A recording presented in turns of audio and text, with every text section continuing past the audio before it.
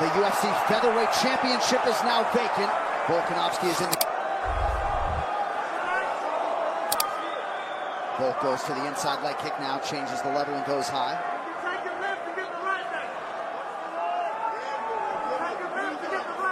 Is particularly measured here across the first minute.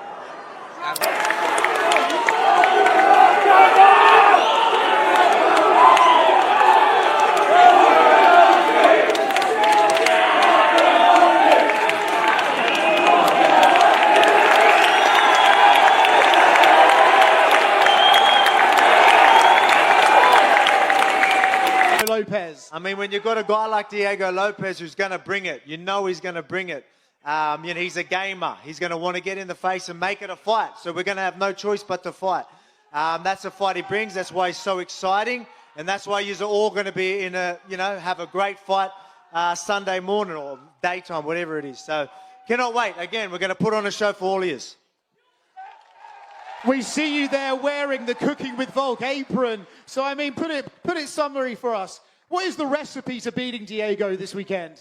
I mean, like I said, very, very tough guy. You know he's durable. He's good at striking. He's powerful. He's good at the ground. But that's when you've got to use everything. I just think I'm too smart. And I'm just going to, again, the first fight obviously went my way. He will make adjustments. But I just don't believe that's going to be enough. And for you, Diego, if you win this weekend, it will be 1-1. As champion, would you go to the UFC and say, hey, I want the trilogy and a rematch with Volkanovski? Oh, yeah, I think it is 100%, Volkanovski is a legend in the sport, so if UFC say me, you need one more fight with Volk, I take this. The people know me, I mean, accept the whole fight in my career. It's like I never say no. There's been a lot of talk about retirement. Can you assure all of us fans this will not be your last fight and you've still got a lot left in the tank? That's it, mate. That's it. Like, I know a lot of people saying that, don't know where that come from. Obviously, I've got a tough challenge ahead of me, but I'm going to get my hand raised and then maybe a quick turnaround. Hopefully minimal damage so we can get right back in there. It's almost like Dana White privileges, Demetrius Johnson declared, openly frustrated by what he sees as glaring inconsistencies in how UFC title shots are handed out. He directly challenged the sport's hierarchy, arguing that some fighters lose, win one, then immediately get a rematch, a stark contrast to past champions who earned their shots through lengthy win streaks. This wasn't anger, he clarified, but a demand for transparency. If popularity dictates these high-stakes opportunities, the UFC should just say it. This provocative statement cast a long shadow over the upcoming championship bout. Has Diego Lopez made the necessary adjustment to be able to keep up with Volk? Volk is going to move, Volk is going to score, and can Diego Lopez stop him from doing that? I think Diego, he's really focused on trying to just, correct any mistakes that he made on the first time.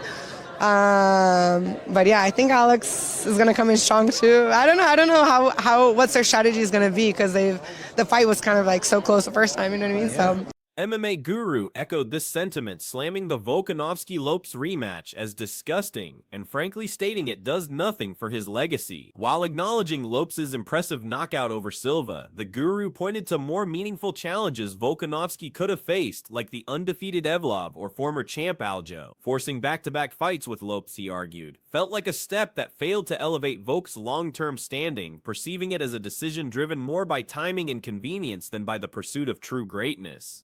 Some people might have wanted me to see against maybe a Movza undefeated guy, and that maybe for legacy reasons and people that are in the know. But then you've got everyone that still just want to watch me fight. They're like, oh, this is going to be exciting. Last time was exciting. Now we get to have this in Sydney. So I think they're all in for a treat. But yeah, obviously legacy-wise, having a rematch against someone I just beat, is it going to be doing so much for my legacy? Probably not. But every fight, I don't think I really need to worry too much about that. I think every fight's going to be a big fight, and me just defending against these young, hungry guys. Him obviously coming off a big victory, and just knowing that we're going to put on a show that's at least I've got a good dance partner for Sydney. But that doesn't mean I can't still get these guys. And then we talk about legacy. Maybe that's exactly what's next. Volkanovski himself, with surprising candor, admitted that a rematch against someone he'd already beaten wouldn't be doing so much for a legacy. He clearly believes true legacy fights come from breaking new ground, like delivering an undefeated contender their first professional defeat. Yet, he understood the demand for exciting matchups, especially with the fight taking place in Sydney, offering fans a treat even if it didn't redefine his historic career. This internal conflict between legacy and entertainment provides a fascinating layer to his championship mindset. You talked about last year you didn't get to be as active. There was a little bit more recovery time needed. How are you looking at mitigating the damage of this fight? Just capitalise on the opportunities that come my way. You know what I mean? Again, he's going to be aggressive. Even though I felt like I had some great options, there was times where I did some things that weren't too good. Where he would catch me, there's things I just could have done better. You know, and some of those things are just very little things. You know what I mean? So very little things that I need to fix, and we fix them. So that's again, I want to make him pay for the things, and then obviously do the damage. Bulldoze, is that the word I was looking? Bulldoze through with some big punches or whatever it is, and yes, still stay safe. When I say that, doesn't mean I'm going to be reckless. It just means I'm going to capitalise on opportunities and really capitalise. If I feel like there's a finish there, I'm going to really turn in for the finish. Then I can go back. The champion's focus this time, after a less active year, is on ruthless efficiency and mitigating damage. Volkanovski openly stated his goal for minimal damage from this fight, aiming for a quick turnaround afterward. This isn't just about winning, it's about strategic career management, suggesting a calculated approach to maintain his fighting rhythm and extend his tenure at the top without unnecessary physical tolls. His eyes are clearly on a bigger picture beyond this single defense. Diego, as a man who has fought and came up short for the title before, getting this rematch round and a second opportunity, does it put more pressure on you, or is it more exciting because you get another shot at this? No, it's like no pressure. I think now it's like I'm more calm, more confident in myself too. After I'm trying to octagon with Volk like for 25 minutes, not is new for me, you know. So yeah. Volkanovski's relentless pursuit of perfection was evident in his self-assessment. He confessed that despite the first fight largely going his way, there were things that weren't too good, and very little things that I need to fix. These small lapses allowed Lopez to land shots he shouldn't have. Now those details have been meticulously tightened up. His plan is clear: to make Lopez pay for the things with aggression, capitalizing fully on any opportunities for a finish, but always returning immediately to defensive responsibility.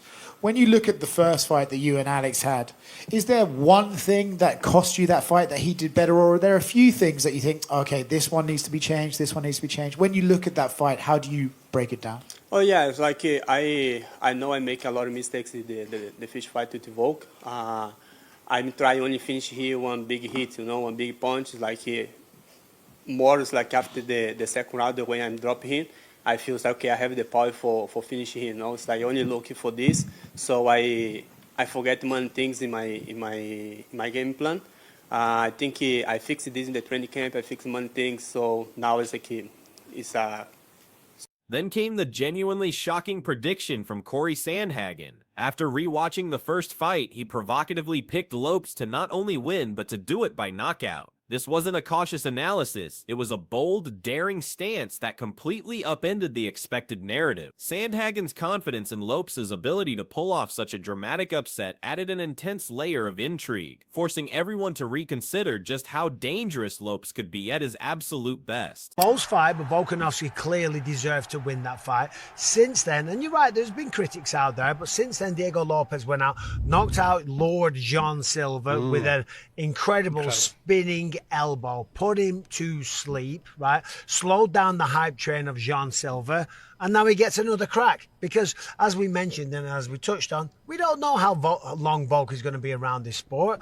And listen, Diego Lopes has a chance now to go back in there and right the wrongs. He's got to be more active. He's got to go first. He's got to lead the dance. But one thing we know about Volkanovski is that the man has a ridiculously high fight IQ. He takes this sport so seriously. He's got one of the best teams around him in terms of technical input. So it's on both sides. He's had 25 minutes with Diego Lopes. He'll watch that fight back. Aljamain Sterling chimed in, pointing to a critical X factor favoring Lopez. The toll recent fights have taken on Volkanovski. Sterling starkly warned that Volk's chin is not what it used to be, citing the back-to-back knockouts he suffered. He suggested that a single well-placed shot from Lopez could now be pivotal, despite his admiration for Volk, calling him an OG. Sterling's realistic concern highlighted a potential vulnerability that could swing the entire outcome. Just everything about Volkanovski impresses me. I mean, number one, when you speak to the guy, he's one of the best human beings. He's so humble, he's so down to earth, he's got a great sense of humour, he's a man of the people, he's awesome at cooking, he's a great little actor. You see the skits that he does online, like the old man bit, you know, like falling asleep and everything, walking out with a walking stick and whatnot, and then combine that with his fighting ability, his fight IQ, the way he stays calm under pressure, the way that he learns from all performances, the discipline that he has throughout all of his training camps. I mean, the man, you can't get a better champion than Alexander Volkanovski, and Australia could not have a better person to represent them on the world stage than Alexander Volkanovski. Diego Lopes, with remarkable honesty, pinpointed the exact moment he made a crucial error in their initial encounter. He admitted that after dropping Volkanovski in the second round, he became overly focused on landing one big hit, one big punch to finish the fight. This singular focus caused him to forget the things in my game plan, leading him to drift away from his strategy. He now insists those specific flaws have been meticulously fixed during his training camp. Say I'm not mad, I just wanted to make sense, right? Like I've been in your shoes before, right? Like I've defended the belt so many times. I see the guy who's next in line. You know, Joseph Benavidez, after I knocked him out, I beat him in, in Toronto. He goes on a 5-fight win streak. He gets the next title shot. John Dodson, I beat him. He goes on 5-fight win streak. Nowadays, it's like, you fucking lose to the champion. You go get one fight and you come back like pop. Like, you're already back in a title shot. Right? It's same thing. You know, you look at Peter Yan, he just fought Merab. He took him 3 fucking years. 3 years to get back a title shot. Right? It's like, it's almost like, you know, that's why we talk about Dana White privileges. Right? It's like how, like if they want to just say he's way more popular than you guys, he's getting a shot. That's why he's getting a shot. Just way more popular. I don't give a fuck. This man's on a 20-fight win streak. He's way more popular. Come out and say that. That way the fans. For Lopez, this second attempt at the title is profoundly different. He revealed a new calm confidence stemming from experience, not pressure. Having already gone the full 25 minutes on the biggest stage, he stated, "Not this new for me." This isn't a burden, but an opportunity to demonstrate how much more composed and assured he has become. The mystery of the championship rounds is gone, replaced by a deep familiarity that makes him a far more dangerous challenger. Volkanovski Lopez too. This is disgusting. Diego Lopez beat Gene Silva. Movsar Evloev is there. I know he's been inactive, and people are talking about Lerone Murphy like he didn't just beat fucking Josh Emmett and Aaron Pico.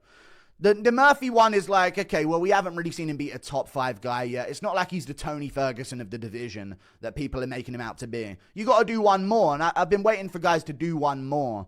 But there's been no time for it because of the timing of things. But Evloev? Aljo? Something fresh? Something new? Aljo, former champ?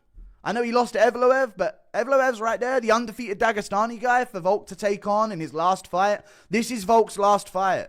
And you've just made him fight Lopez back-to-back. This does nothing for his legacy.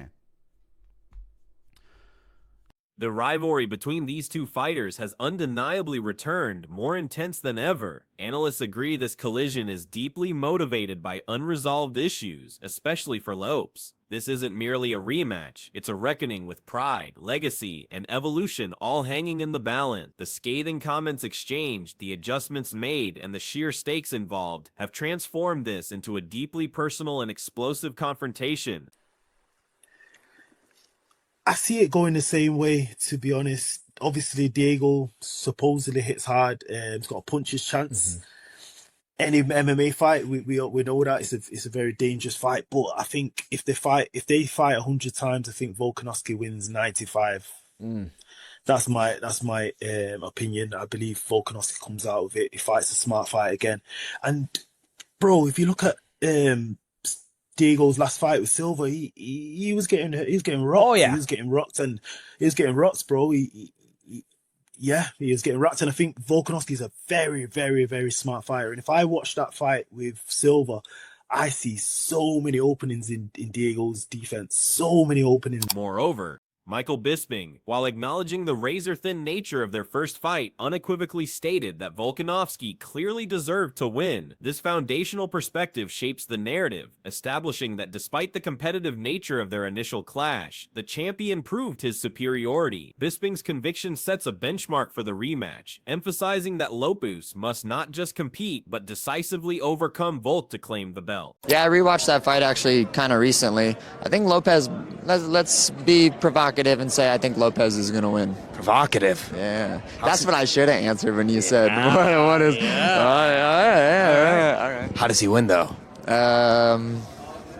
Let's be more provocative and say knockout.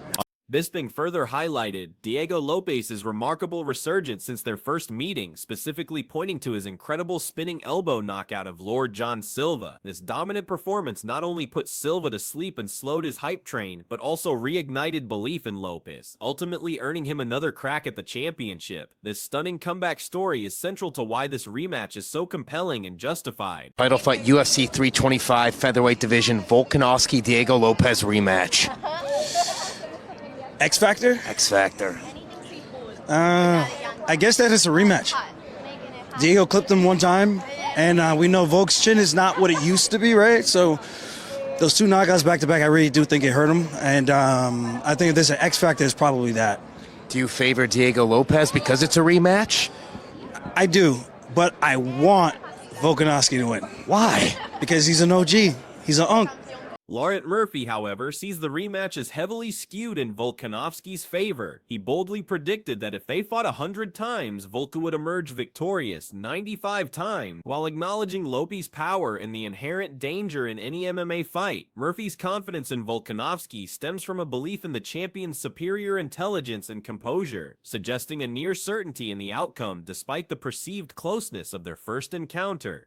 Murphy's conviction was amplified by his critical breakdown of Lopes' last fight against Silva. He observed so many openings in Diego's defense, flaws that a supremely intelligent and meticulous fighter like Volkanovski would undoubtedly exploit. This analysis suggests that despite Lopes' knockout win, his defensive vulnerabilities were exposed, providing Volkanovski with a clear blueprint for capitalizing on those gaps in the rematch. Luke Thomas meticulously broke down the monumental task of merely landing punches on Volkanovski. Opponents must exert relentless pressure, maintain impeccable footwork, and consistently keep him on the back foot. However, any failure to control the cage allows Volka to simply escape. Attempting to wrestle him proves equally futile, as he is both a powerful scrambler and a highly skilled wrestler, leaving challengers frequently back at square one in their game planning. Thomas further elaborated on Volkanovski's defensive genius, emphasizing his extreme elusiveness. He's slippery, tough to pin, and nearly impossible to control. This means any opponent must possess exceptional precision with their spacing and cage management just to have a remote chance. Even the smallest lapses in positioning can transform into significant openings for Volka to exploit,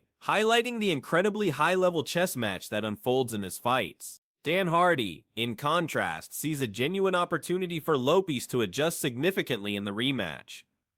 Having spent substantial time in the cage with Volkanovski previously, Lopes now possesses intimate knowledge of the champion's surprises and unexpected movements. Hardy believes many fighters misread Volka's unique style, but Lopes has the rare chance to leverage his first-hand experience, study the tape, and make profound, meaningful changes to his approach. Hardy underscored the importance of that previous shared cage time. He argued that while many struggle to anticipate Volkanovski's distinct movement patterns, Lopes has now been there, felt it, and can adapt. This isn't just another fight, it's a prime opportunity for Lopes to not only refine his strategy, but to truly raise his game with a unique understanding of his opponent's style that few others possess. Michael Bisping offered a glowing testament to Volkanovski's character, calling him one of the best human beings he knows.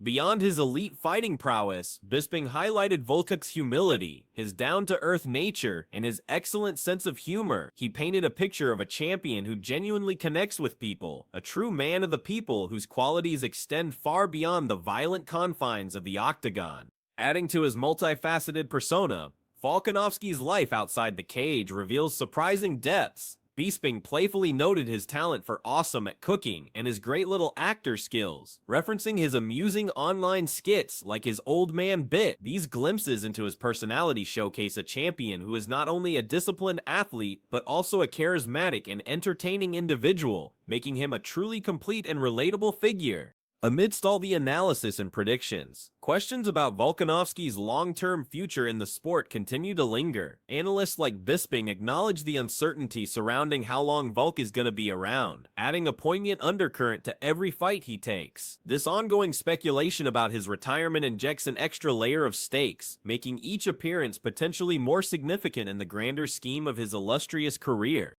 Volkanovski's strategic plan is clear: to punish aggression when Lopez inevitably pushes forward. He intends to fully commit when a finish presents itself, channeling a ruthless instinct to close the show. Crucially, this offensive surge is always balanced with an immediate return to defensive responsibility, preventing recklessness. His ultimate goal is to bulldoze through with big punches while maintaining a vigilant defense, ensuring safety while seeking the finish. So, the stage is set for a rematch fueled by controversy, personal stakes, and wildly conflicting predictions. Will Volkanovski's meticulous adjustments and strategic brilliance once again prove superior, or has Diego Lopes truly evolved into the fighter capable of pulling off a historic upset, potentially by knockout? The debate rages. Now it's your turn. Who do you think comes out on top? Drop your predictions in the comments, and make sure to subscribe for all the latest fight breakdowns and updates.